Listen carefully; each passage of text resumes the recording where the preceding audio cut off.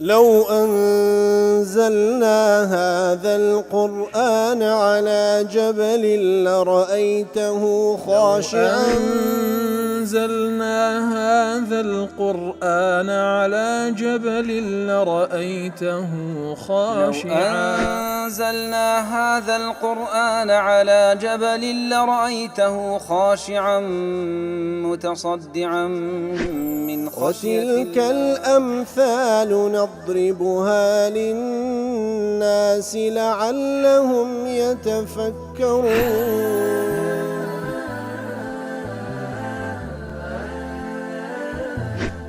الحمد لله والصلاة والسلام على رسول الله وعلى آله وصحبه ومن والاه. السلام عليكم ورحمة الله. بەڕێزان خۆشحاڵم لەوانەی 1334 لەوانەکانی تەفسیری قورئانی پیرۆز بێم و خزمەتتان بەم بەستی ڕەزامەندی رب العالمین و هیوادارم ئێوە ئاز سوودی لێ وەربگرن. أعوذ بالله من الشيطان الرجيم. بسم الله الرحمن الرحيم. أنزل من السماء ماء فسالت أودية بقدرها فاحتمل السيل زبدا رابيا ومما يوقدون عليه في النار ابتغاء حلية أو متاع زبد مثله كذلك يضرب الله الحق والباطل فأما الزبد فيذهب جفاء وأما ما ينفع الناس فيمكث في الأرض كذلك يضرب الله الأمثال. خۆشەویستان رب العالمين نمونەمان لۆ دەینیتەوە دەفەرمی أنزل من السماء ماء فسالت أودية بقدرها واتە الله تعالى لە ئاسماندا لە پەڵە هەورەکاندا باران دەبارێنێ و دای دەبەزێنیتە سەر ڕووی زەوی ئیتر فاحتملته الأودية ئەو دۆڵانە هەرێکەو لە قەدەرە خۆی بقەدەری کبریها وصغریها ئەو دۆڵانەی کەوا لەسەر ڕووی زەوی مەوجودن هەرێکەو لە قەدەرە خۆی ئیتر هەیە لە قەدەر گەورەیەکەی هەیە لە قەدەر کچکەیەکەی ئاو لە خۆدا دەگری فأخذ كل واد بحسب سعته هەر یەک لەو دۆڵانە بقەدەریها واتە هەرێک لەو دۆڵانە لە قەدەرە خۆی ئاو لە خۆ دەگری لەو بارانەی کە دابەزیە. ابن عثيمين لا شرح عقيدة واسطي دلي أو لو آتدا إشارة إلى أن السماء ترد في اللغة والقرآن بمعنى العلو. السماء ديارها لأن لغته هم القرآن بيروزا بمعنى برزاتي ده لأن الماء ينزل من السحاب لا من السماء هي السقف التي هي سقف محفوظ. تبرو همان دزانين كوا باران لبلا هوردا دبزي نوق لو آسماني كوا وكو سقفك كوا زەوی دەپارێزی بەڵام کە لێرە فأنزل من السماء واتە لە بەرزاییەوە لەو پەڵە هەورانەیەکەوە لە بەرزاییدان خوای گەورە باران دادەبەزێنی. ڕەسعەنی دەڵێ المعنى سالت أودية بقدرها على حسب مجاريها إن صغر الوادي قل الماء وإن اتسع كثر الماء كواتا فسالت أودية بقدرها واتە هەر یەک لەو دۆڵانە لە قەدەر گەورەی و گچکەکەی ئەوەندە ئاو لە خۆ دەگری کە لە توانایدا هەیە.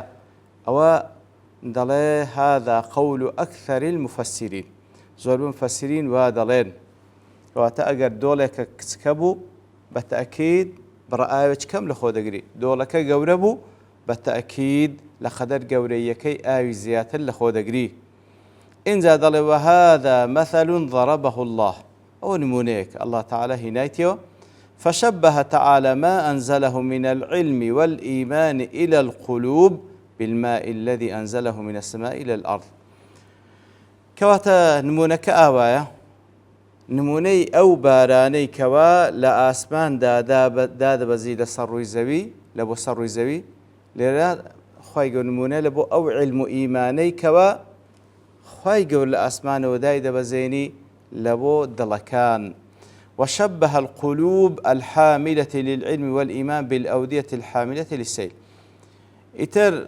هر وكو لسر روي زوي أو دولانة لقدر خويان أو لخو دقرن دڵەکانیش لە قەدەرە خۆیان ئەو علم و ئیمانەی کە خی گەور لە ئاسمان و دای دەبەزێنی لە خۆی دەگری. فقلب كبير يسع علما عظيما كواد كبير يسع ماء كثيرا. دڵێکی گەورە علمێک و ئیمانێکی زۆر لە خۆ دەگری وەکو دۆڵێکی گەورەکەوە ئاوێکی زۆر لە خۆ دەگری لە مقابلدا وقلب صغير يسع علما قليلا كواد صغير يسع ماء قليلا. وەکو دڵی گچکەش علمێکی کەم لە خۆ دەگری لە قەدەرە خۆی وەکو دۆڵێکی گچکە کەوە ئاوێکی کەم لە خۆ دەگری. فهذا تقسيم للقلوب بحسب ما تحمل من العلم والإيمان إلى متسع وضيق. كواتا بەو شێوەیە دڵەکان پۆلێن دەکاتن حسب ئەوەی کەوا هەر یەک لەوانە چەندە علم و ئیمان لە خۆ دەگری ئیتر لە قەدەر فراوانەکەی علم و ئیمانێکی زۆر لە قەدەر کچکەیەکەی تەنجیەکەی علم و ئیمانێکی کەم لە خۆ دەگری. اینجا دەفەرمێ فاحتمل السيل زبد الرابية. هەر دۆڵێک لەو دۆڵانە لە قەدەر خۆی ئاو لە خۆ دەگری ئیتر ئەو ئاوەش چی لەسەر خۆی گرتێ؟ أي فاحتمل الماء الذي يسيل في الأودية بعد نزول المطر زبدا مرتفعا فوق الماء طافيا على سطحه. هەر دۆڵێک کاتێکەوە ئاوێک لە خۆدا دەگری ئەو ئاوی کەوا لە باراندا بەزیە و پێدا دەڕوا ئیتر ئەو ئاوەش لە سەرووی خۆی کەفی لەسەر پشتی خۆی و لەسەر ڕووی خۆی هەڵگرتیە. کەف کەوا لەسەر ڕووی ئاوەکەی داپۆشتیە ئەو ئاوە ئەو جۆگە ئاوەکەوە دەڕوا بەناو ئەو دۆڵەدا کەفی بەسەر پشتیدا هەیە و لە تەمەشا دەکەی زاهرن بەس کەفەکە دیارە کەوا ئەو ئاوە لەگەڵ خۆی هەڵی گرتیە. شوكاني دلي الزبد هو الأبيض المرتفع المنتفخ على وجه السيل. زبد أو كفسبية كوا عادة لسر جوجي أو دا دبيندري لسر جوجا أو دا دبيندري غثاء رغوشي بيدغوتري إتر. وهذا بيان للحق في ثباته والباطل في اضمحلاله. شنو النمونة الله تعالى من ديتوا نمونة حق وباطل. حق ثابتة باطلنا حقش مضمحلة لناودتي لنمونة كذا كوزي قايدة بيتوا. فالحق هو الماء الباقي الذي أنزله الله من السماء كواتا أو آوي كوا لأسمان دا أخواي قول دايبا زاندية أو كوا زويخ بابلين زوي سودي لدبيني أو آوي كوا دميني أو آوى نموني حقه. باطلش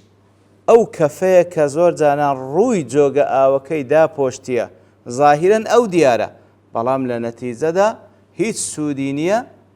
وهروها نامينيو بأوديو ليواري دولكي دا ودنوسيو نامين لنتيجة دا.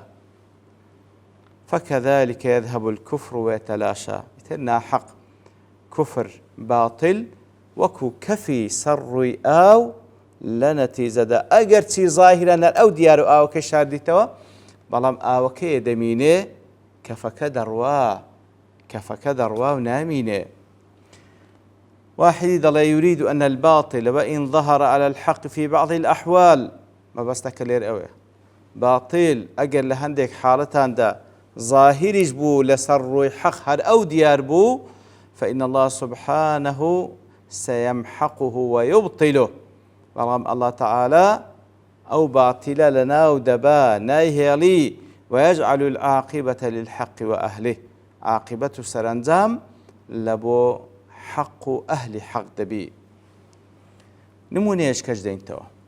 ومما يوقدون عليه في النار ابتغاء حلية أو متاع زبد مثله أو ما نسيه. ومن الذي يوقد عليه الناس في النار ليذوب من معادن الذهب والفضة كاتكوا زيرو زيو دهندري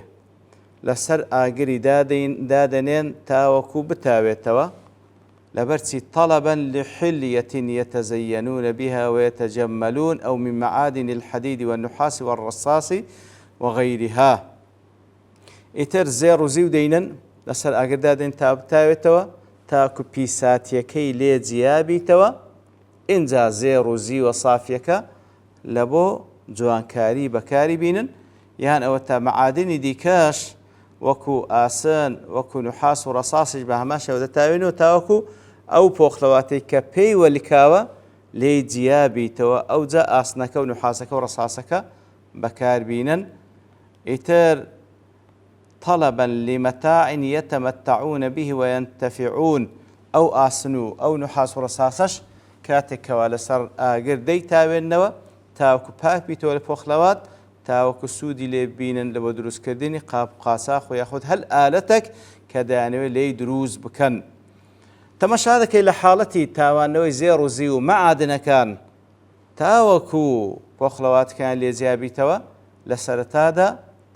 چی دەبینی خەبەث يعلو فوق ما أذيب من تلك المعادن عینی بە هەمان شێوە پۆخلەواتەکە کاتێکەوە ئەو زێڕ و زی و معدەنە لەسەر ئاگردادرێت تاکو بتاتەوە پۆخلەواتەکەی بەرز دەبیتەوە بەسەر دەکەوی وەکو کەفی سەرڕووی ئاو عینی پۆخلەواتەکە دەبیندرێ و معدەنە حەقیقیەکە و زێڕ و زی و حەقیقە دەکەونە ژێرەوە ئیتر بە هەمان شێوە لە نەتیجەدا ئەوەی کەوە بابڵێن زێڕ و زی و معدەنی سافیە دەمینێتەوە لە نەتیجەدا پۆخلەواتەکە ئەگەر چی فترەیەک هەر ئەو دیارە بەسەرەوەدا وەکو کەفی سەرڕووی ئاو بەڵام لە نەتیجەدا دەچەند پۆخلەواتەکە نامینێ و ئەوەی کەوە خەڵکی سوودی لێ دەبینی هەر ئەو دەمینێتەوە كذلك يضرب الله الحق والباطل أي كما مثل الله بقاء الإيمان وبطلان الكفر إذا اجتمعا هل وكو الله تعالى نمونه نايتوا ويكوا إيمان كفر نمونيان أو يكوا كاتكوا لسردمك داجيان لنتيجة دا إيمان دمينيتوا كفر باطل نامينه بما يبقى من ماء السيل وخالص المعادن التي يوقد عليها في النار كذلك يبين الله مثل الحق والباطل هل وكو آوكا كف کاتێکەوە فترێک کەفەکە دایپۆشتیە هەر وەکو ئەو زێڕ و زیوەی کاتێکەوە پۆخلەواتەکە دایپۆشتە بەڵام لە نەتیجەدا ئاوەکە و زێڕ و زیەوەکە دەمینێتەوە کەفەکە و پۆخلەواتەکە نامینێ حەق دەمینێتەوە باتیل لەناو دەچی بقاعی دەڵێ لما نبه الله تعالى بهذا الفصل وقول كذلك يضرب الله الحق والباطل على علو رتبة هذا المثل كاتێک لێرەدا خوای گەورە ئاگادارمان دەکاتەوە ئەو نمونەیە زۆر گرنگە لێ دەفەرمی بەو شێوەیە الله تعالى نمونەی حەق و باتڵ دەینتەوە ئەوجا شرع في شرحه ئەوجا دێتن شرحی دەکات و شی دەکاتەوە فبدأ بما هو الأهم في المقام ئیتر لێرەدا بەچی دەست پێ دەکات بۆی کەوا گرنگترین شت لەو مەقامەی ئەویش ئەوەیە إبطال الباطل الذي أضلهم ئەو باتیلەی کەوا خەڵکی پێی گومڕا بووە خوای گەورە یەکەم جار دێتن لەوە دەداتن ئەوەی ڕوون دەکاتەوە نامینێ لێ دەفەرمی فأما الزبد فيذهب جفاء أي فأما الزبد الذي كان يعلو السيل ويعلو المعادن عند الإيقاد عليها كات زبد أو كفيكوا وكي دابوشتيا وأو پۆخلەواتەی کەوا معدەنەتوا وەکەی داپۆشتیە لنتيجة فيذهب جفاء فيذهب ضائعا مضمحلا مرميا لا ينتفع به نتيجة أو كفو أو بوخلوات لدي نامين ضايع دبي فريد دري سودي لنابين دري وأما ما ينفع الناس فيمكث في الأرض أي وأما ما ينفع الناس من الماء الصافي والمعادن الخالصة والله أويك وخلشي سودي لدبينا لا وصافكو لمعدن صافيك لمعدن زيرزي وصافيك وبوخلوات لي زيابتو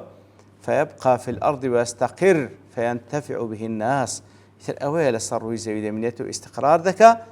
أوشك وخلشي سودي لدبينا ابن تيمية لمجموع فتاوى دلي والذي ينفع الناس يمكث في الأرض ويستقر أويك وسودي لو خلشي هي أويا لصروي زي دمنيته استقرار ذكا وزي جيدبي وكذلك القلوب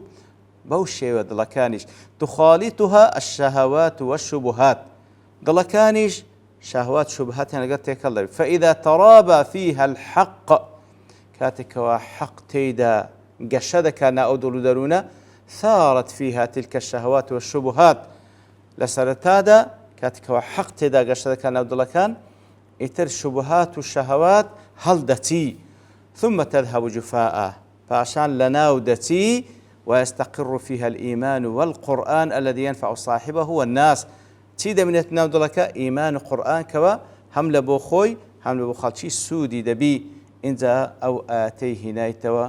كخواي قورد فرمي وما يوقدون عليه في نار ابتغاء حلة ومتاع زبد مثله كذلك يضرب الله الحق والباطل تفرمي. فهذا المثل الآخر وهو الناري فالأول للحياة والثاني للضياء كواتا أو نمو لو آتدا خواي قورد دون موليه باس كده يكميان كباسي أو دكا كواتا نموني جيانا